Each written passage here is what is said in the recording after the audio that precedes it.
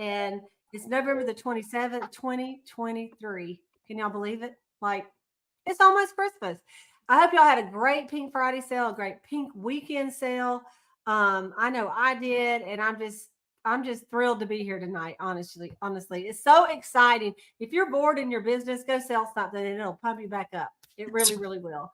And so tonight we are going to be We're going to be in our book study that we're doing, and Gina is going to be talking to us on chapter 3 of Mary Kay on people management. And so we're going to pull Gina on here.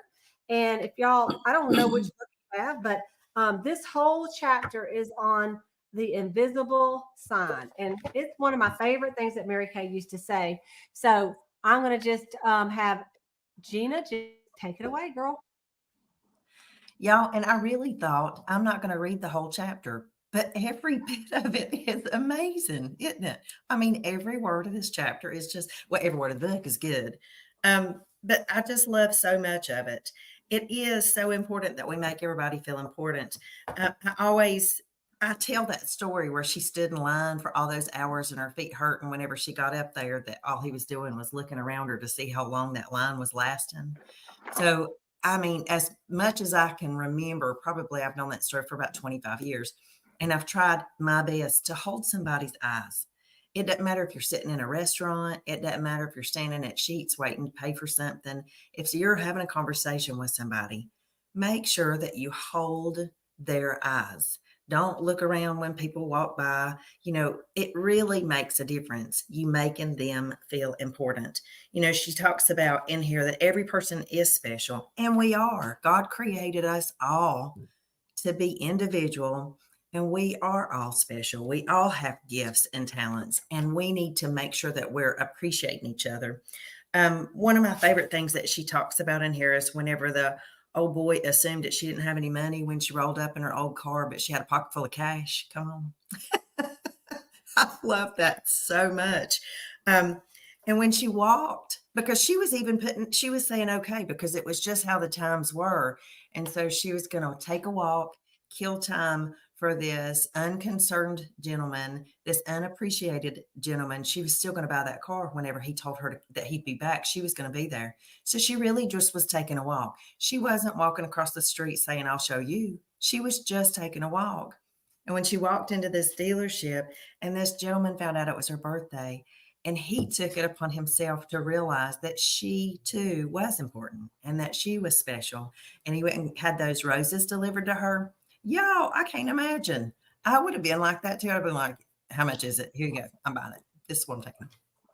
But just the fact of making her feel like $1 million, I think is what she said. I was trying to glance down here. I think she said it made her feel like $1 million. So that's the reason she walked away with Mercury. I love that story more than anything. Before my Mary Kay car, I've got an F-150 and a Raptor, but y'all, I have told this story to everybody, okay, about the Ford dealership. But I love that so much. God has planted seeds of greatness in every human being, and we need to make sure that we're acting that way. Even, and this isn't written in here, but y'all know this, even in the middle of somebody offending you or hurting your feelings or being snotty and wanting to know if you got that pink Cadillac yet, all that snotty stuff, you still need to hold their gaze and you need to make them feel important. Randy and I went to a Friendsgiving Friday night. And so it was people that we ride motorcycles with, and we haven't seen several of them in years. And so, of course, we were the last ones there. And that's the first thing that somebody said to me when I walked through the door. Well, I knew a girl one time. And I said, I am so excited. I hope that I have the opportunity to share this product with you and her both. Just be kind. She went on to say some other stuff I won't repeat. But just be kind. You just have to be kind. And I want you to know that because of that, I know I have opened the door for maybe not me, but the next person that's in her life. Each of us are important. It's been said that we only use 10% of our God-given ability. Can you imagine how many of it you have heard that saying, there's 90% left in the graveyard? There's more talent in the graveyard than there is walking on the earth because we don't tap into it.